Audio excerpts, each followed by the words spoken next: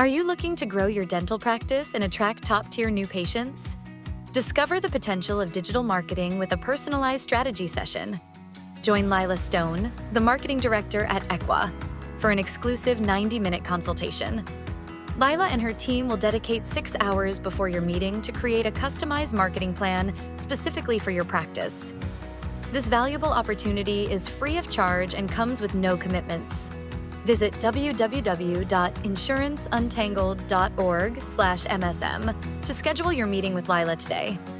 You'll also receive a free analysis report so you can start transforming your practice through the power of digital marketing. You are now listening to another episode of the Insurance Untangled podcast, where we explore the various challenges faced by dental practices due to their reliance on insurance. Join us in this podcast as we dive deep into the issues surrounding dental insurance dependence and offer practical solutions and strategies to help you take control of your practice's financial future. Welcome to another exciting episode of the Insurance Untangled podcast. My name is Ben Tuinei, and I'm one of the co-hosts of this podcast. And as you all know, we've developed this podcast to help doctors untangle themselves from this whole mess of insurance. And so, we are very much in the process of finding really good, solid guests to interview on our podcast. And we just so happen to have one today. Dr. Jeff Grove is with us. Dr. Jeff, how are you? I'm doing great. How are you, Ben? Doing wonderful, thank you. We met at a recent conference and sort of collaborate. Now we're sort of collaborating together on working together with clientele. And I've been impressed with learning about you. I Googled you outside of our normal conversations just to find out more about you. And you have quite an impressive career, and you're in a spot right now in Steamboat, Colorado, that is like the vacation spot for ski lovers. And so I should say ski, snowboard, or mountain lovers. If you love the mountains and hiking in the summertime, Dr. Jeff is in the right spot. So Dr. Jeff, welcome to the program. I'd love to learn more about your background. I know your background, but love for you to sort of maybe dive in for our listeners on, how did you get to this, how you started and how you got to this stage of your career. And, now that you're coaching dentists and teaching doctors and working clinically in some non-traditional settings, do you mind going into that history for our listeners? Yeah, no problem, Ben. Thank you so much for having me on the podcast. It was great meeting you in Washington, D.C. We met at the Alliance of Independent Dentists meeting, and that was such a cool group. And I came out of that with just so many, great new friends and relationships. And, you're certainly one of them, Ben, and I've appreciated working with you together on some clients here over the last couple of weeks since we met. To answer your question, I'm out here in Steamboat Springs, Colorado, kind of embracing the second half of my career. My first half of my career, I ran the gamut, just like, everybody does, I think, and I've done a lot of different things. And when you run the gamut in a profession, you learn so much from, all the ups and downs and things that you go through. I graduated from dental school in 2004, so a little over 20 years ago. I went to the University of Pennsylvania, got a great education, but you come out of dental school as one of my professors said, a competent beginner at best. And I was a competent beginner clinically at best, and like a lot of dentists, knew nothing about running a business, and really focused the first part of my career, like I say, the first 6, 7, 8 years on just learning how to be a decent, solid clinical dentist and really being able to provide great care for, my patients. That's really, I think, all that you have the bandwidth for when you get out of dental school. So that was kind of like phase one. And I got a little bit bored with that. I'm someone that kind of like, once I do something for a while, I kind of like, all right, what's next? So I sort of then really, I'm sure you hear this a lot, Ben. I dove into like, well, what's there to learn about business, and what's there to learn about leadership, and what's there to learn about HR and marketing? And, maybe I'd like to have a bigger office someday and love to have an associate. And so I started thinking about all those things and realized that I needed to get training on all that. So I just dove into that full tilt at kind of this middle stage of my career and just started learning everything I could about, all of those aspects of dentistry and running a practice, and had my ups and downs working on implementing things, and learned a lot, had failures, successes. Long story short, I ended up taking my one little practice and turning it into one really big practice. I mean, my first big move in that way, we had a one big office. It's 10,000 square feet. We had 18 operatories, and we added 5 more to it in an orthodontics department. It was just this really big super group office. It's kind of like my pride and joy. We had great team of associate doctors, great leaders, just an incredible practice. That was back in Pennsylvania. Then we ended up building even more, and we actually started our own small DSO, and we built that up to 10 practices, and we had ortho, we had pediatrics, we had general dentistry. And I think, at our peak, we had 22 or 23 doctors, multi-specialty, 10 locations, almost 170 employees. And gosh, wow. We had some good times and some bad. We suffered through COVID, like a lot of dentists, listening to this podcast did. And just learned so much, and eventually moved on from that, sold it, came out to Colorado, kind of did a reboot. I dove back into public health, kind of just getting back to the service component of dentistry, taking care of patients. Northwest Colorado has a really big need for dentistry, especially for the population that it struggles to pay for it and find access to it. So I kind of discovered a new passion for that. Like I said, I'm always kind of changing channels. That gave me the opportunity to start teaching at CU Dental. I get to teach their 4th-year students up here in Steamboat. They come to me, get to go down there and lecture from time to time. And I just became inspired with coaching. I started coaching the high school football team. As an assistant coach. And I'm like, all right, combine like coaching and just all this knowledge that you build, not knowledge that you build by just having all successes, but, knowledge that you build by falling flat on your face in certain aspects of your career too. And just trying to take all of that and turning that into this coaching practice where I get to help the next generation. So there it is. I know it's a big mouthful, but that's kind of what led me to where I am. That is so awesome. You remind me of a few others that did the same thing. You have, I don't know if Dr. Andrew Mata is still running that big group out there in Pennsylvania. And then another friend of mine built a group in North Carolina and then sold it and moved to Utah. And he's looking at sort of coaching, but from a different angle, a mindset angle. And I love it when doctors that have been successful in building group practices, selling them, get into the coaching side of things, because there's so many things that you learn in such a small period of time, right? A small window of time where you really grind it and you learn so many unique things, from that level of having a huge team, and I imagine all kinds of headaches and fires to put out every day, And Absolutely. So, super excited to pick your brain today, because I think your information about leadership in dentistry, understanding the business of dentistry, is definitely something that our listeners are very hungry for. So Dr. Jeff, as you know, we help doctors and team members untangle themselves with this whole concept of dealing with dental insurance. So how do you help clients, and what's sort of your focus when it comes to coaching dental clients in the industry?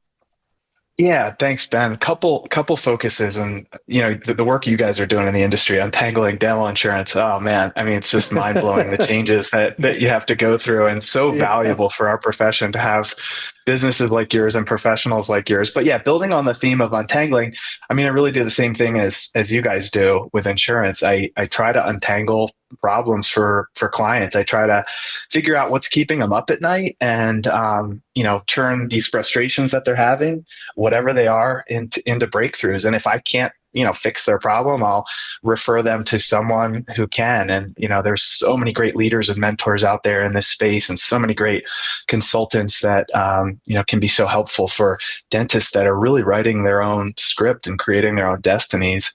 I love untangling practice leadership. I would say that's probably one of my passions. Trying to help dentists that are practice owners or associate dentists figure out what leadership looks like, in their practice and where they are currently in their stage of life.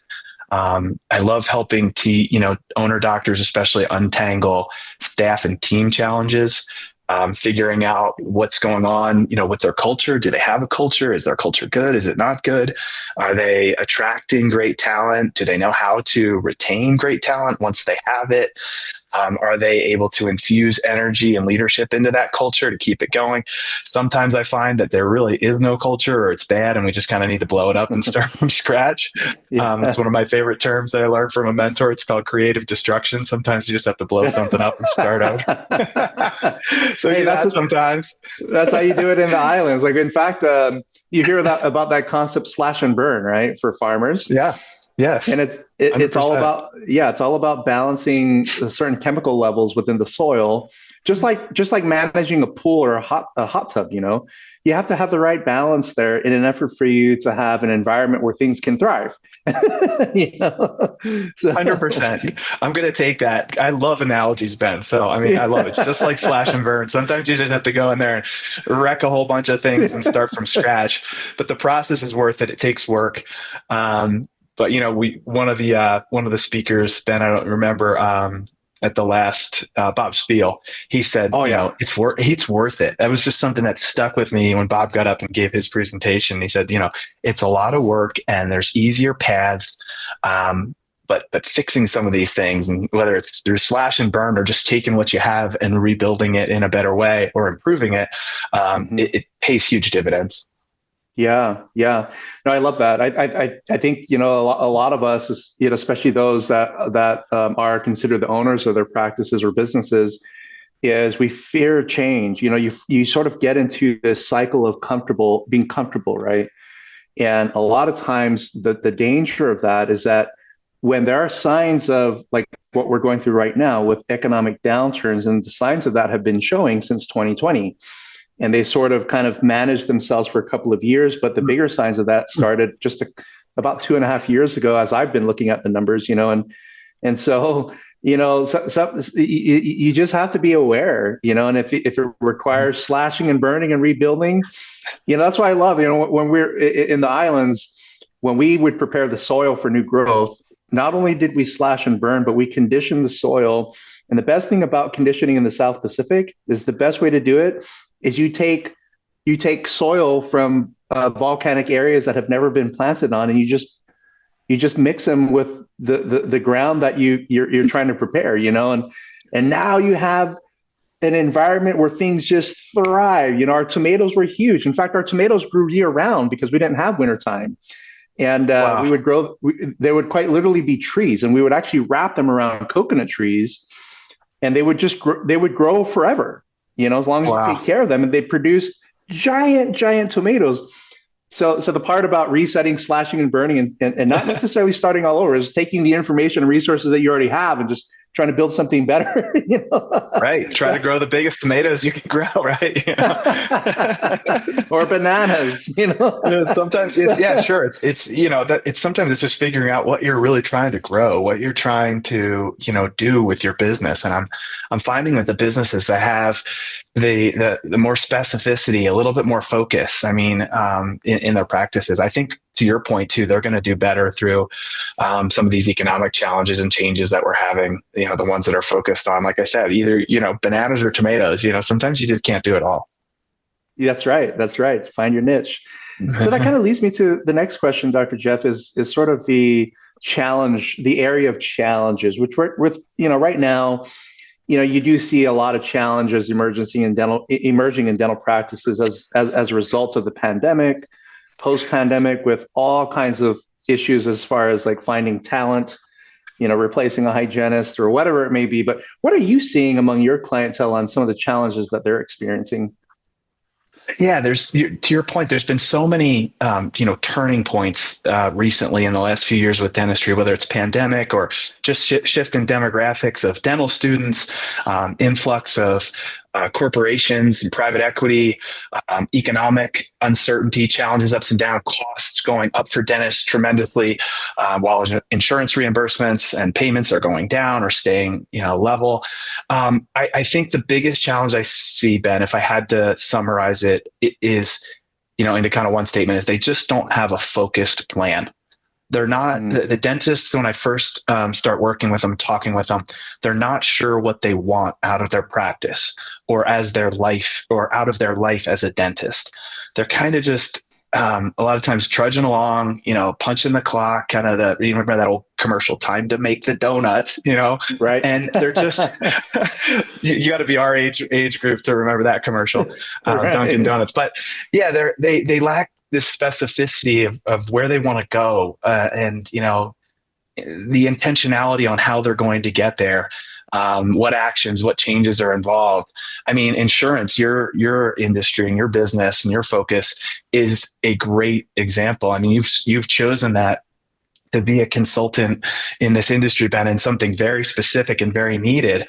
And it just, allows you to pour your heart and soul into that and really focus your efforts in your business. And I just see dentists are having a hard time doing that. Yeah, that's really interesting. I would say I could relate to that in my early career, as a business owner. You have, I think a lot of young business owners have this shiny object syndrome. It's like, you see the next shiny object and you jump on it, and then the original focus that you're working on gets abandoned, and now you're not making any progress. Absolutely. So do you have any specific examples of what you mean by that in terms of having like a set understanding or objective or goal on what you want to do as a practice owner? Yeah, great example. Last week, I was talking to a client and we were having one of his coaching sessions. He hired me to do a practice analysis and kind of like lay out a roadmap for, let's say, like 90 days of improvement, kind of get him on track for where he wants to go. And really, we've spent our time so far figuring out where he wants to go. And the conversation, I think, is the example that I want to share with you. The conversation went from, me peeling back the layers with him and talking through what his vision is. He's been out of dental school for about 6 years. And he said, I want to be known. I love this statement. I love when we got him to this point. He said, I want to be known as the dentist in my region for high-end cosmetic rehabs for patients, full mouth cosmetic, makeovers. I love the detail work. I love smile design. I want to take more classes on that. I want to be really good at that. And I want to be the guy, in this region that if you need like a full smile makeover of the veneers or, like a teeth in a day, an implant supported denture, crowns, whatever, this guy wanted to be the guy. I said, that's great. And I said, we got to focus on that. But in the same conversation, he brought up that he had been approached about maybe adding some Medicaid participation in and kind of wanted, to talk that through with me. And this is already, a practice that is highly PPO and insurance driven. So that's the example. This bell went off. That's like the most valuable, action step that this doctor can take is to pick one or the other and come up with a real focus on what he wants for his practice. And that's where we are now. And it was such a breakthrough, because you know as well as I do, those two models just don't mix. And, Right. If you're trying to be everything to everybody, it's honestly like, you can't focus on everything. If you try to focus on everything, if you focus on like this huge gamut of, I want to take Medicaid patients, but I also want to be the super high-end cosmetic dentist. It's really like, it's honestly like the definition of lack of focus, Ben, right? You just like, you're focused on everything. So you're really, really focused on nothing. Right. Yeah. I could relate to that, as an organization that helps doctors with credentialing and negotiating PPO fees. We promote that, hey, we know the world of PPO. And whenever we get contacted by doctors that want to do something outside of what we do, whether it be, hey, we want to join Medicaid, we want to do HMOs, or we want to do discount plans, the temptation for somebody like me, especially when there's a down economy, is let's just take everything, right, and figure it out. But I don't recommend ever doing that, because when you split your focus, it's so hard to get back. It's just like dieting, right? When you have one cheat, That's good. Yeah. you go from one cheat meal to a whole cheat day. And that one cheat day turns into the entire weekend, and all that weight loss over the last 3 months is gone in that one weekend. You know what I mean? It's like, you got to know exactly what you mean. I've done that all. So not only you have to be committed, you just have to be totally zoned in and 100%, I guess committed is the best word to use on what you want, building the practice that you want, which, sometimes takes a lot longer than most people, but in the end, if you continue to lay brick by brick, you're going to build something beautiful. Exactly.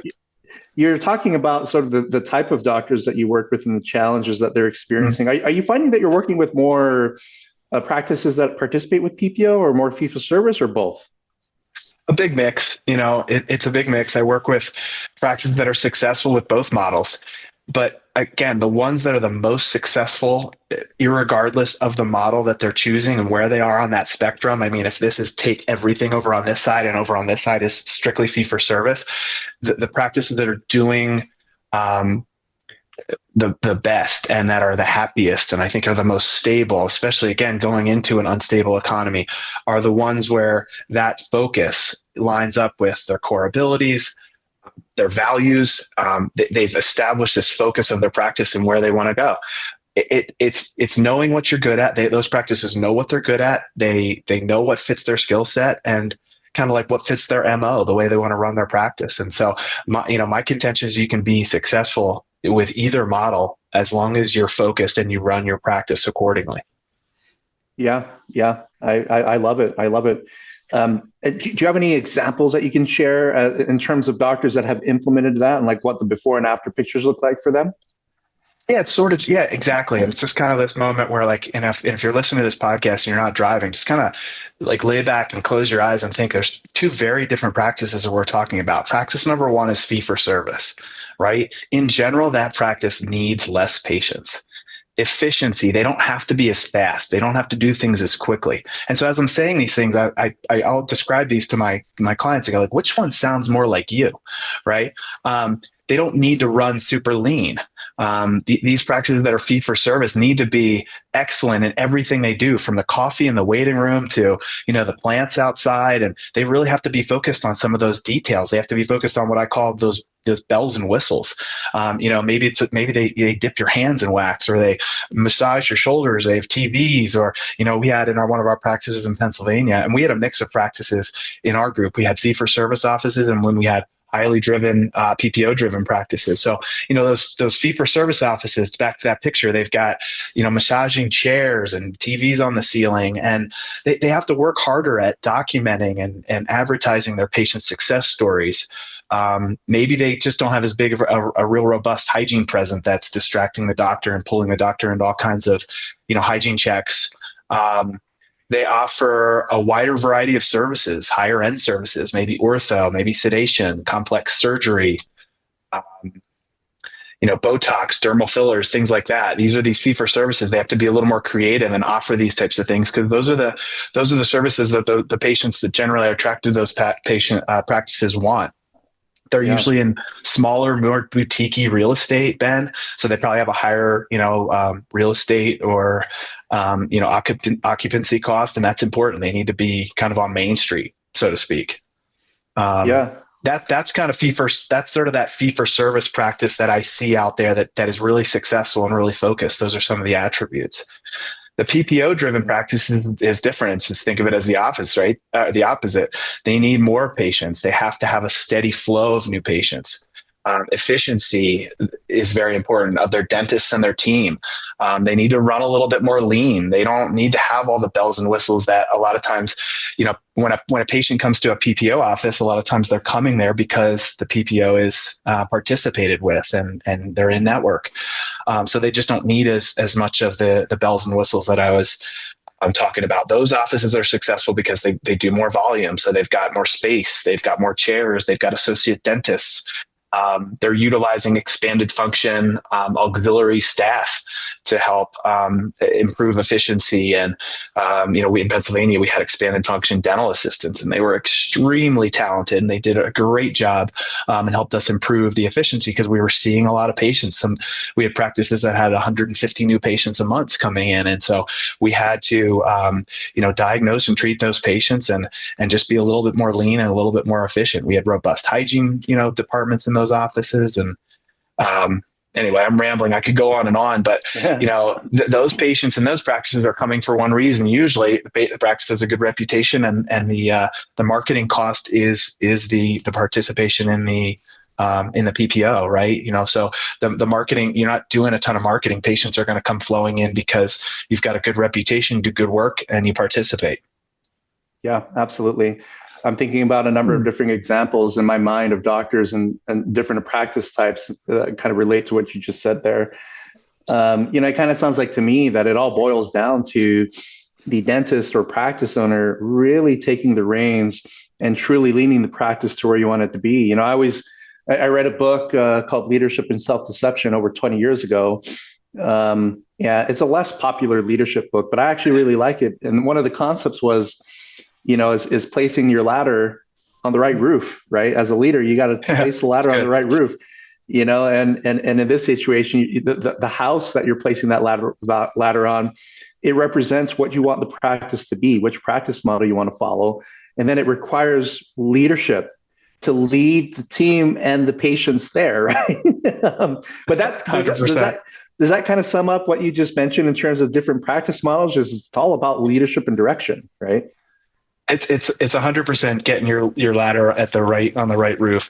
As dentists, we wear that white coat, and whether we want to be or not, we are the leaders of our practice. We have to cast the vision.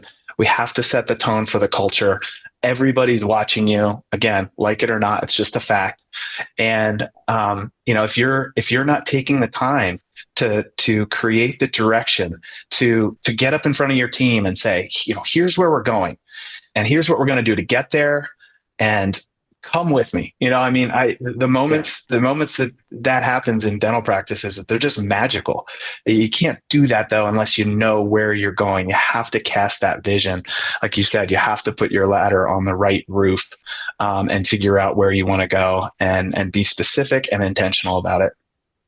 Yeah, no, I love it. I imagine that as you're coaching doctors to become sort of be more aware of different leadership personalities or styles, right? And things to do as a leader that you should focus on. What do you see among your clientele as you're providing that leadership coaching on how the implementation of such leadership dynamics improve practices? Like, what do you think? It's a great question. The biggest success stories that I've been a part of are the ones where the doctor is willing to change him or herself first. They're willing to look in the mirror and say, these are things that I need to work on personally as a leader, in order to inspire my team to want to follow me, right? There's this moment that I've been a part of multiple occasions, where a doctor gets up and says something like, I'm going to make some changes in the practice. And of course the team is like, ugh, and it's not, I'm going to hire a consultant, and a consultant is going to come in and do it, and we're going to do exactly what they say. That's not inspiring. What's inspiring is when the dentist says, I'm going to make some changes in the practice, and I'm going to start with myself. You are all going to see a difference in me over the next couple months. I'm taking some classes in leadership, or I'm committed to reading some books, or I'm listening to some podcasts, or I hired a coach, or I'm working with a consultant, but you're going to see changes in me. The way I take care of you, the way I cast our vision, the way I communicate with you. And when you see it, call it out. I want you to notice that I'm different. And when I create that new vision, we are going to look at that vision as a team. We're going to embrace it. We're going to get on board, and, we're all going to do better. We're going to be more productive. We're going to be more efficient. We're going to create a more enjoyable culture. And again, that kind of closing line of like, who's with me? That's what's inspiring when you get to see leaders do something like that, or say something like that, where they say, I'm willing to start with myself, and I want you guys to come along with me. And we're going to just get a lot more specific and intentional about how we run, manage, and create value here in our dental practice for our patients and for all of you.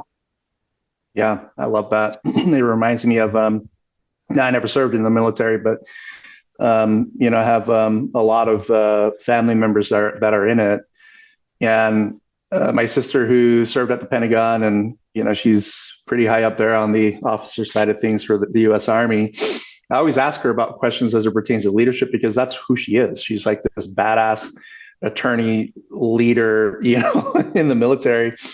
And she says that the young lieutenants, the ones that are the most successful, the first thing that they do is they focus on earning the trust of those that they're leading. because when you're dealing with enlisted people, especially high-ranking enlisted people, you outrank everybody that's been serving for 10 plus years, but they're not going to respect you unless you lead by example, right? And you make sacrifices to show them that, hey, I've been asked to lead you, and I'm going to do it in a way where I'm going to show the example so that you're not afraid of the direction I want to take us, right? And it's so interesting, Dr. Jeff, that in any business dynamic is that what you just mentioned in that military example, it's so true, is that when the leader dives in first, everybody's like, oh, that's not bad. It's kind of like when you dive into like a murky pool. We did this all the time in Arizona when I was a stupid college student. When we have these heavy rains, of course, the water's coming from Colorado a lot of the times. And, you go down to these rivers and you jump in, but some days the water's clear, other days it's not. And if it's a pool that you've never been in, it requires one person to sort of jump in and make sure they don't die, and everybody else follows the leader. Well, guess who that one person was growing up? It was always you. Me. I was like, I've been here. I would jump down first and I would just dive in just to make sure that, okay, no new boulders are here.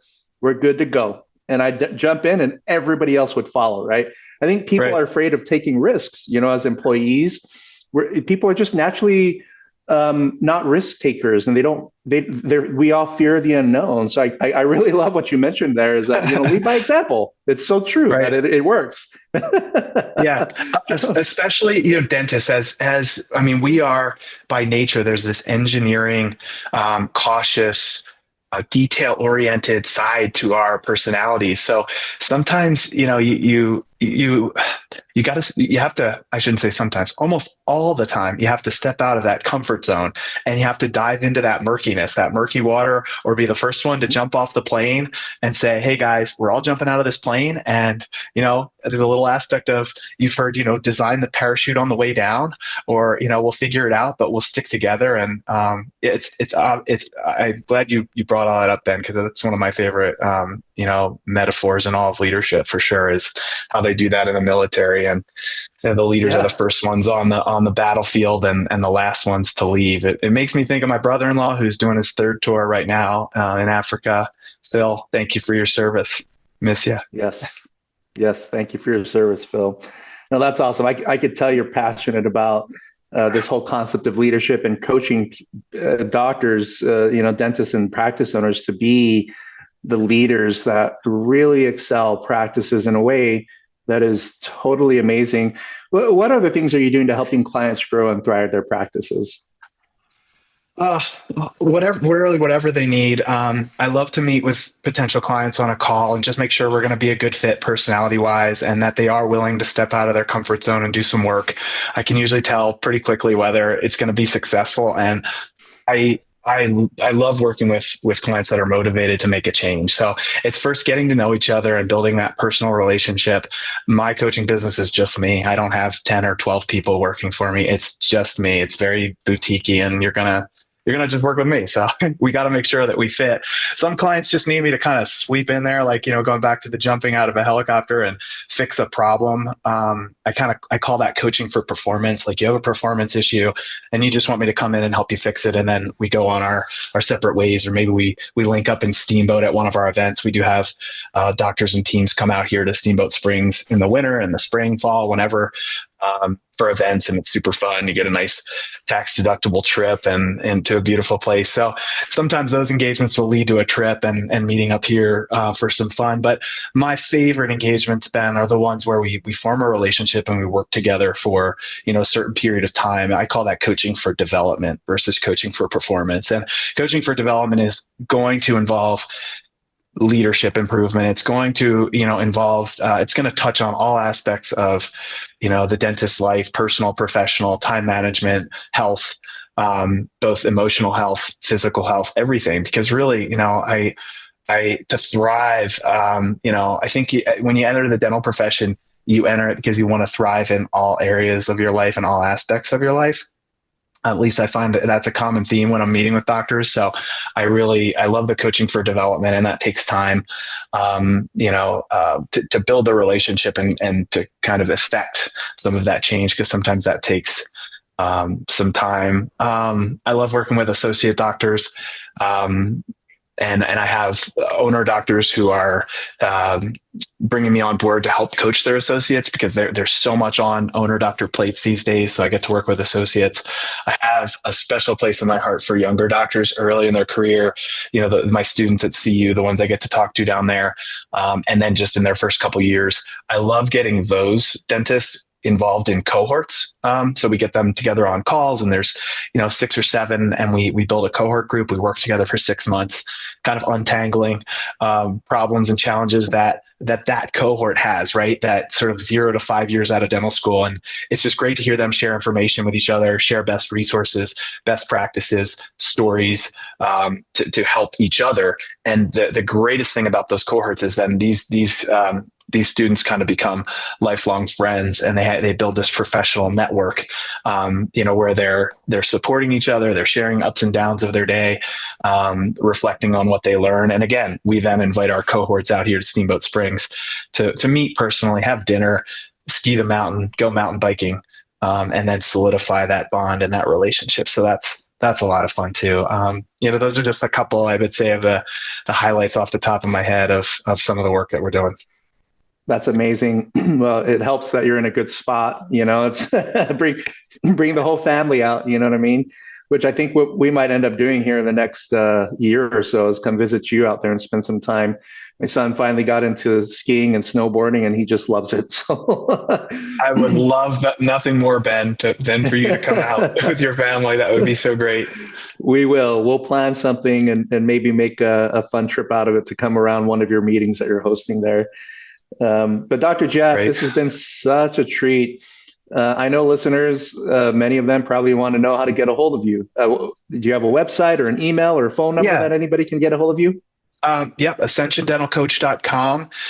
You can go and kind of see a little bit more of what we do. That's ASCENSION dentalcoach.com. Ascension's kind of a little bit of a weird word, but we just wanted to kind of create that analogy and that picture of, climbing a mountain, since we're in the mountains here of Colorado. AscensionDentalCoach.com. Thanks for asking, Ben. And you can go there and book a 30-minute call with me, and we can just chat and see if there's anything that we can untangle on that call, or if we need to have, work together and do something for the future. I also try to maintain a pretty active presence on LinkedIn. So I'd love for you to connect with me on LinkedIn. I put a lot of posts on there and just thoughts that I'm having that, who knows, could be one thing that sort of sets you free or untangles something for you in your practice. Absolutely. Absolutely. So we got that website here, ascensiondentalcoaching.com. I think it's just ascensiondentalcoach.com. Dental Coach. Pretty sure. Yeah. Just not the ING. Yeah. Okay. So we will post that. Yeah. We'll put that in the show notes. So it's ascensiondentalcoach.com. And that'll be in the show notes for our listeners, just to click on that. And then, of course, on the upper right-hand side of the page, there's a nice green link there that schedule a consultation. It'll take you right to Dr. Jeff's calendar. Dr. Jeff, it's been a pleasure having you on today. And of course, we're having you on the upcoming Insurance Untangled webinar that we're going to be hosting in June. And then hopefully have you on many more in the future. We just love the content and the knowledge that you have. And I feel like for the doctors out there that are hungry for knowledge and information to help them grow, you certainly have all of that from not only your experience, but your life now in terms of coaching and what you're seeing with other practices, which is, I think it's very relevant towards helping others that might be experiencing same problems. So thank you, Dr. Jeff, for your time today. Any closing thoughts as we wrap up today's episode? No, just gratitude to you, Ben. Thank you so much for the work that you and Veritas are doing in our space. You guys are awesome. Thanks for having me on the podcast and introducing me to friends and listeners. You've just been so generous, and it just radiates through your generosity and your openness, and the fact that you're just someone who's got a huge abundance mindset. And I'm in awe of that and very grateful. Thank you, Ben.